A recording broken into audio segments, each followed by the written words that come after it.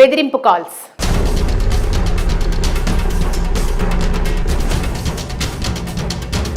AP ఉప ముఖ్యమంత్రి పవన్ కళ్యాణ్ ను చంపేస్తామంటూ గుర్తు తెలియని ఆగంతకులు ఆయన పేషీకి ఫోన్ కాల్స్ చేయడంతో పాటు సందేశాలు కూడా పంపించడం ఒక్కసారిగా కలకలం సృష్టించింది.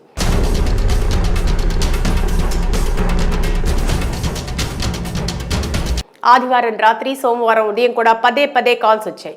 అభ్యంతరకర భాషతో హెచ్చరిస్తూ సందేశాలు పంపించాడు ఒక అపరిచితుడు.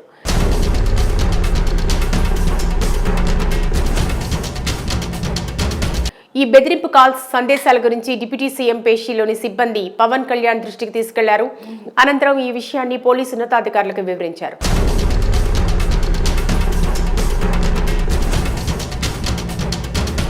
దీంతో పోలీసులు ఉరుకులు పరుగులు పెడుతూ ఆ వ్యక్తి కోసం విజయవాడ నగరంలో సాయంత్రం నుంచి అన్వేషణ ప్రారంభించారు.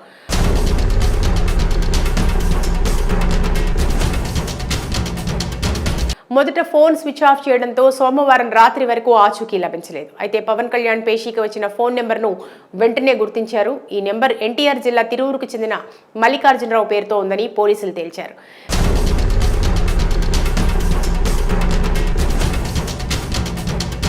విజయవాడలోని ఇందిరాగాంధీ మున్సిపల్ స్టేడియం వద్ద టవర్ నుంచి కాల్స్ వచ్చినట్టు తేలింది.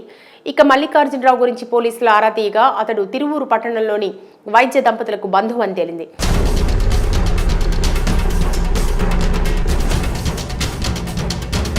వ్యసనాలకు బానిస కావడంతో అతన్ని భార్య విడిచిపెట్టేగా నెల్లూరు జిల్లాలో ఒంటరిగా ఉంటూ తరచూ తిరువూరు వచ్చి బావుమతి వద్ద తాగుడుకు డబ్బులు తీసుకువెళ్తుండేవాడని ప్రాథమిక విచారణలో వెల్లడైంది.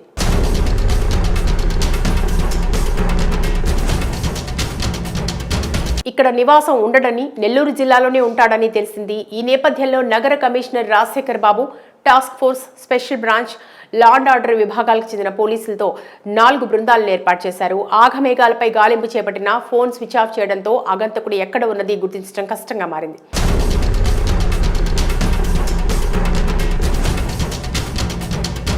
విజయవాడతో పాటు తిరువూరులోనూ గాలింపు చర్యలు కొన్ని గంటల పాటు తీవ్రంగా కొనసాగించారు. మరోవైపు ఏపీ హోంమంత్రి అనితకు కూడా ఇదే నెంబర్ నుంచి గతంలో 2 సార్లు ఫోన్స్ వచ్చాయని, సంభాషణలు తేడాగా ఉండటంతో ఆమె కాల్ కట్ చేసినట్టు తెలిసింది.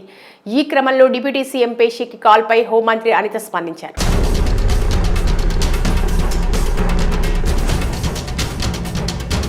డీజీపీ ద్వారకా తిరుమలరావుతో ఫోన్లో మాట్లాడారు. తనకు కూడా ఆ నెంబర్ నుంచి కొంతకాలం క్రితం కాల్స్ వచ్చాయని తెలిపారు.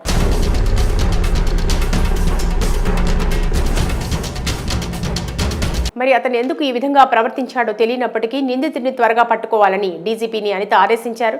ఈ ఆదేశాలతో వేగం పెంచిన పోలీసులు చివరకు విజయవాడలోని లబ్బిపేటలో అపరిచితుడు మల్లికార్జునరావును పట్టుకున్నారు పోలీసులు.